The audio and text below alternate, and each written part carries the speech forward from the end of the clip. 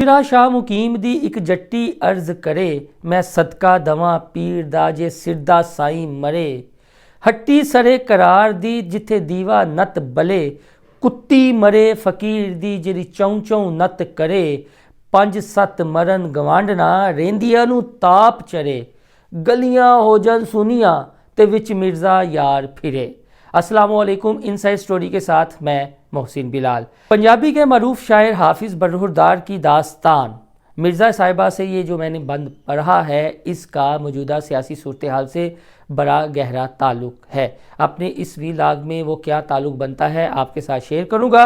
इसके अलावा ये भी आपको बताऊँगा कि 35 साल बाद भट्टो ख़ानदान के किसी फ़र्द की पंजाब में एंट्री होने जा रही है, और क्या बिलावल भट्टो ज़रदारी अपनी वालदा शहीद बेनज़ीर भट्टो का रिकॉर्ड तोड़ पाएंगे। इस वीडियो में आपके साथ कुछ ऐसी मालूमात भी शेयर करूंगा जो आज से पहले आपके साथ किसी ने शेयर नहीं की। लिहाजा आपसे दरख्वास्त है कि हमारा चैनल इनसाइड स्टोरी लाइक कर लें, सब्सक्राइब कर लें और बेल आइकन का बटन भी दबा लें।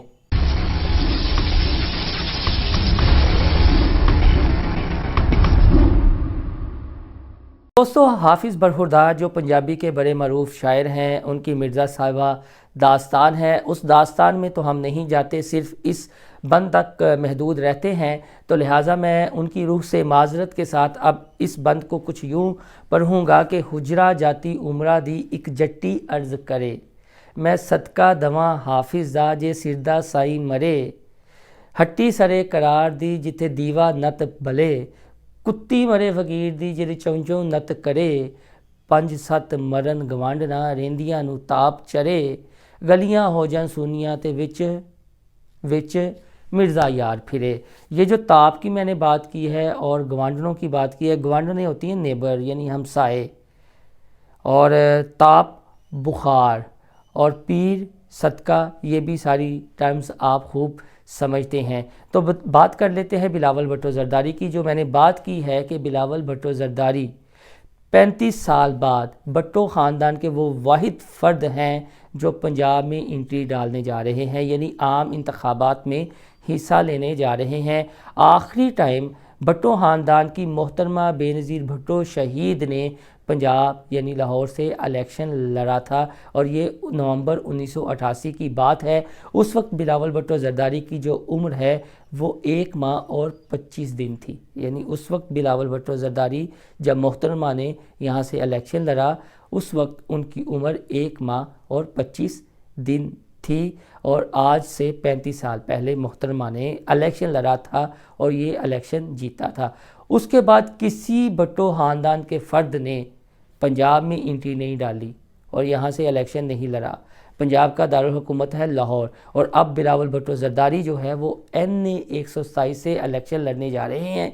लेकिन इलेक्शन लड़ने से पहले उनके कागजात नामजदगी को चैलेंज कर दिया गया, और इसकी जो मनसूबाबंदी की गई वो बड़ी दिलचस्प है। लेकिन ये इतना बड़ा मैटर नहीं था। अगर इलेक्शन रूल्स को देखा जाए तो फिर ये इतना बड़ा मैटर हमें दिखाई नहीं देता। इलेक्शन कमीशन के जो कवानीन हैं उनका सेक्शन है 203 और सब सेक्शन है 3, जिसके मुताबिक कोई ऐसा उम्मीदवार इलेक्शन लड़ने का अहल नहीं है जो बर वक्त 2 जमातों का रुकन हो। लेकिन अगर माजी की तरफ नज़र दोहराई जाए तो जनरल ज़ियाउल हक शहीद के दौर में 9 रत्नों का एक ग्रुप बना था, इलेक्शन में उतरा था, और उनका इंतखाबी निशान था हल, और तब कोई उम्मीदवार नाअहल नहीं हुआ था। फिर मोहतरमा बेनज़ीर भट्टो शहीद के ख़िलाफ़ जो IGI बनी, नवाज शरीफ जिसके रुकन थे, काजी हुसैन अहमद मरहूम जिसका हिस्सा थे, उनका इंतखाबी निशान था साइकिल। और फिर मुशर्रफ दौर में जब मुत्तहिदा मजलिस अमल बनी, जिसमें तमाम मजहबी जमातें इकट्ठी हुई और इकट्ठे होकर उन्होंने इलेक्शन लड़ा, इनका इंतखाबी निशान था किताब, लेकिन कोई भी नाअहल नहीं हुआ। तो अब बिलावल भट्टो ज़रदारी जो हैं वो 3 PPO पीपल्स पार्टी जो 3 PP वाली है, जिसका इंतखाबी निशान तलवार है, वो उसके चेयरमैन है, और इनका इत्तेहाद है 4 PP वाली PP से, जिसका इंतखाबी निशान तीर है। तो इससे ये लगता है कि इत्तेहाद में कोई भी उम्मीदवार इलेक्शन लड़ सकता है। तो नाअहली या उसके जो तो जांच पड़ताल में इतना बड़ा मसला नहीं है। लेकिन ये जानबूझकर किया गया ना, जो मैंने जिक्र किया کہ گلیاں ہو جائیں سونیاتے وچ مرزا یار پھرے۔ اب بلاول بھٹو زرداری 35 سال بعد اس لاہور سے الیکشن لڑنے جا رہے ہیں، تو اس کا مطلب ہے اس کے پیچھے کوئی ریزن ہے۔ بلاول بھٹو زرداری الیکشن لڑنے جا رہے ہیں، میں پھر دہرا رہا ہوں، تو اس کا مطلب ہے کہ اس کے پیچھے کوئی ریزن ہے، اور جو آہستہ آہستہ سیاسی حالات بنتے چلے جا رہے ہیں، اس سے یہی لگ رہا ہے کہ پاکستان پیپلز پارٹی کی جو پوزیشن ہے کافی زیادہ مستحکم ہوتی دکھائی دے رہی ہے، اور بار بار بلاول بھٹو زرداری اور خود آصف علی زرداری یہ دعویٰ کرتے پھرتے ہیں کہ جو اگلا وزیر اعظم ہے وہ پاکستان پیپلز پارٹی کا ہوگا، وہ جیالہ ہوگا۔ بار بار وہ دعویٰ کر رہے ہیں، اور اپنی توپوں کا رخ انہوں نے کیا ہوا ہے جاتی عمرہ کے مکینوں کی جانب، نواز شریف کی جانب۔ تو اب ان کے کاغذات نامزدگی کو چیلنج جو کیا گیا، شاید بتانے والوں نے ان منصوبہ سازوں کو جو وہاں پر بیٹھے ہوئے ہیں یہ نہیں بتایا کہ بھائی جان یہ اتنا بڑی کوئی بات نہیں تھی۔ ماضی کو اگر آپ دیکھ لیتے، سیاسی حالات کو دیکھ لیتے، الیکشن کمیشن کے قوانین کو دیکھ لیتے، تو شاید آپ کو یہ زحمت نہ اٹھانا پڑتی، یہ منصوبہ بندی نہ کرنا پڑتی۔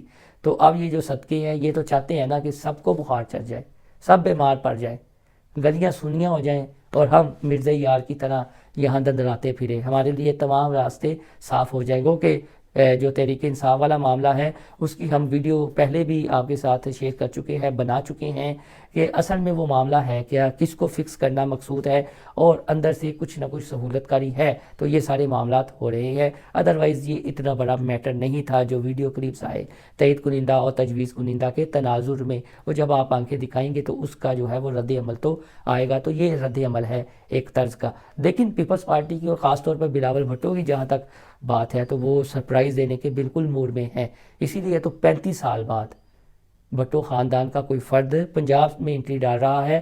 میثاق جمہوریت میں یہ بات کہی جاتی تھی کہ جو طے ہوا مسلم لیگ نون اور پیپلز پارٹی میں، وہ یہ طے ہوا تھا جی کہ سندھ آپ کا اور پنجاب آپ کا، جبکہ پیپلز پارٹی کے بڑے باوثوق ذرائع سے ہماری بات ہوئی ہے جو ان دنوں وہ کافی زیادہ ان تھے میاں شمس، ان کا یہ کہنا ہے کہ میثاق جمہوریت میں ایسی کوئی بات نہیں لکھی، بلکہ میثاق جمہوریت میں یہ ضرور تھا کہ ایک دوسرے کی حکومتوں کو گرانے کے لیے ہم تیسری قوت کے ہاتھوں استعمال نہیں ہوں گے۔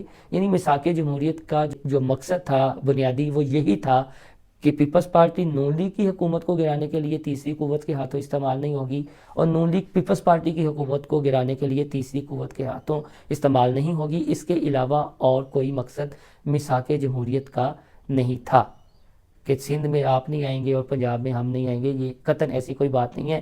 ہاں یہ ضرور ہے کہ جب بھی کوئی بھٹو خاندان کا فرد یہاں الیکشن لڑنے کی سوچتا تو پھر سیکیورٹی رسک قرار دیا جاتا تھا، اور اس کے علاوہ ظاہر ہے وہ نون لیگ سب سے بڑی بینیفیشری تھی، اور اس سے آپ اندازہ لگائیں کہ نون لیگ کو 35 سال ہو گئے ہیں پنجاب میں حکومت کرتے ہوئے۔ نون لیگ کو تو خیر کریں، شریف فیملی کو یعنی جاتی عمرہ کے مکینوں کو، ان کی پنجاب میں سلطنت قائم ہو گئے، اور اب 35 سال بعد بھٹو خاندان کا کوئی فرد، اور وہ بھی چیئرمین، خود اترے ہیں میدان میں، تو اس کا مطلب ہے کہ اس کے پیچھے کوئی نہ کوئی بڑی حکمت عملی ہے زرداری کی، بلاول کی۔ اور آج اگر بات کی جائے تو بلاول کی عمر بنتی ہے 35 سال، اور اگر 8 فروری کو الیکشن ہوتے ہیں یا ایک ماہ آگے ڈیلے ہو جاتے ہیں تو بلاول بھٹو کی جو عمر بنے گی وہ بنے گی 35 سال اور 3 ماہ۔